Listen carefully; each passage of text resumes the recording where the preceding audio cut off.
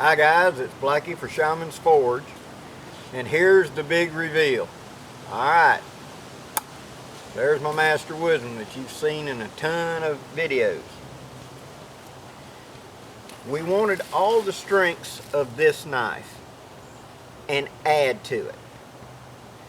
Now, on this knife you have the straight edge right here, you have the sweet spot right here, you have the circular belly, and you have the point up here, 90-degree back edge. Each one of those 3 points does a certain job and does it very well. The third prototype we got to was this knife, and that's what it looks like. Alright, take a good look at that edge. You still have the basic geometry of the woodsman. However, we beefed it up quite a bit. Your straight edge right here is a little bit smaller. Can still work as a draw knife, can still work as a straight edge cutter, and etc. The sweet spot has been exaggerated right here and created this point right there. We'll get to what that point is good for in just a minute. You now have a long straight edge right here and another point right here. Then you have a Tanto-like diamond tip on it. Now this tip is not thin, it is not fragile at all. It has a very robust, and that center line goes all the way to the point on both sides. This makes for a very strong tip for piercing in. It also means that when you choke up on it, you can use just that tip, just like that, for very precise carving. Now, 90-degree back edge. This sweep right here was something we added, because it is just the perfect thing when you're taking what we do a lot in the woods, round stock, and rounding it. It's perfect for stripping bark. It's perfect for that rounding of those, pieces, whatever. You can make chopsticks with this thing pretty quickly. The back here is straight, and then it tapers, so it sits flat, and then it cants up to the edge. This means that this point right here, the top of that sweep up, is also, this is the hammer anvil for pounding in tent stakes, breaking whatever you got to break or whatever. The angle keeps your hand from banging in so easy, and that point allows you to focus for, like, when you're hitting onto a tent stake or whatever, you've got a precise area to focus the hit. Also for cracking nuts or whatever in prep, or busting bone, that point becomes the hammer anvil. Pop.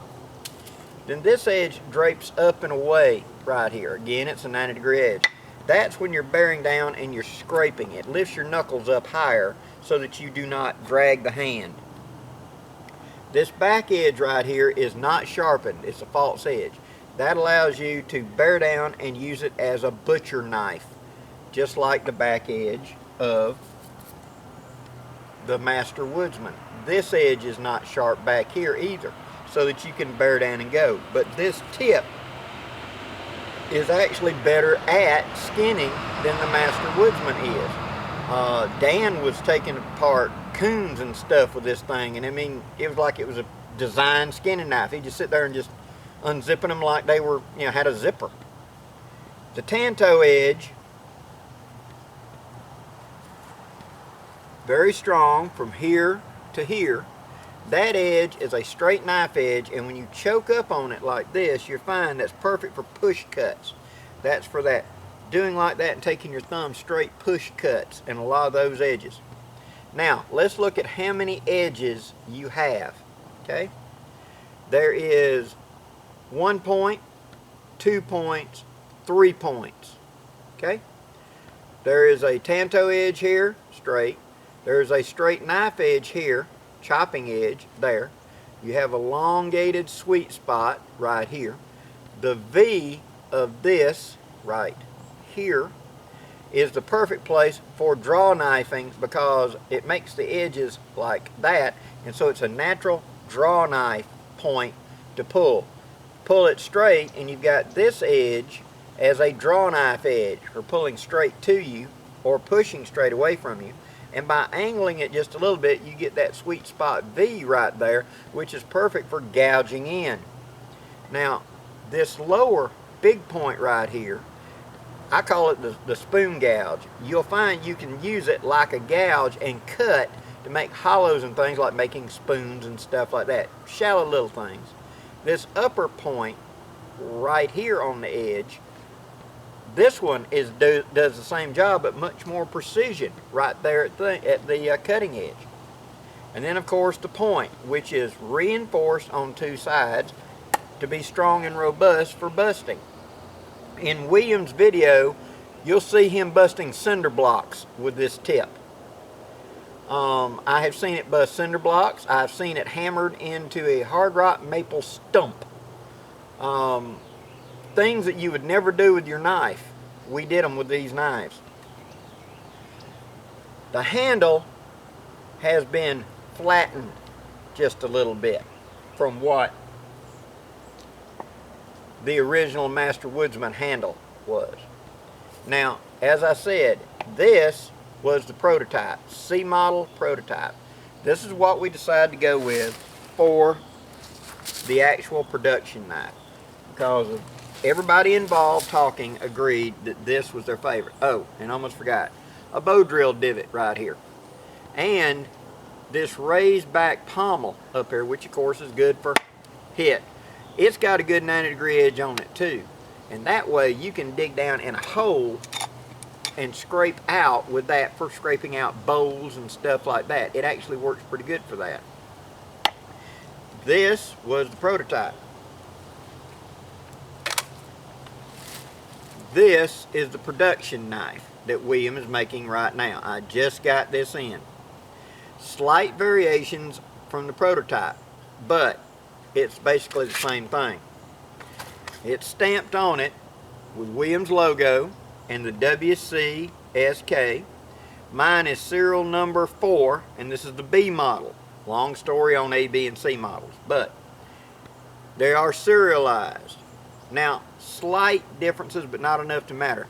In the production model across here, he beefed it up a little from the original prototype. He brought this further over with that Scandi edge, that bevel.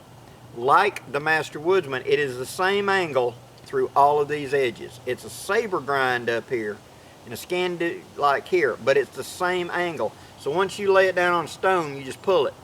It's very easy to sharpen. You ain't got to remember all these angles. It's the same. It's just how the knife is processed. That's the thing about it. Okay. He opened up this hammer notch a little bit more and took it a little more farther forward. A little bit better for the banging, etc.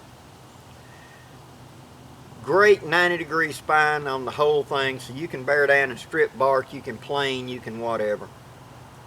The tip, again, super strong, super hard. It goes in a lot easier than you think it would.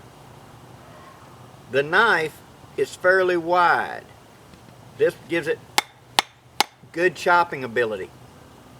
Now, what William does is he makes this little lanyard for what we call a pinky hold. You stick your pinky finger through that hunk of leather, which I'm going to replace mine with paracord. And then like a Leicu, you grip back here with just a couple fingers on this last swell. This gives you the maximum swinging potential of it for a meat cleaver, for an axe, for a kukri type deal. And this hump right here bites when you hit. Would be no problem making shelters with this knife at all. Again, 90-degree spines. Now, this is one of those knives, just like the Master Woodsman, that when you first look at it, you go, ooh, that's not a knife. Once you pick it up and you start playing with it, you'll figure out just how good a knife this is. This is all the edges an expert needs in the woods. That's taking this to the next level. It's scaling it up, beefing it up, and turning it into a military type knife, a survival knife, an outdoorsy knife that's going to handle all of the chores and tribulations of a true survival knife. Now, in the coming videos, we're going to go over each one of these edges in depth. We're going to do some carving, we're going to do some splitting, we're going to do batoning, shelter type stuff, firewood type stuff, and show you what each one of these edges do.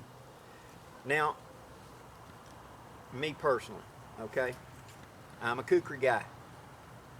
When you look at this knife in a certain light, it looks like a kukri shape. That's intentional. That was the grandfather of the master woodsman, was a kukri type idea of this design, taking it to the modern era. What we've done here is brought more of the kukri back, but left all the modern tactical edges on it so it can perform all the functions it needs to. I have no doubt that tip will go through car bodies. I have no doubt it would go through body armor. I have no doubt that it's going to be a digger, because as wide as it is, I can harpoon and dig dirt to me in the military type need of survival, etc.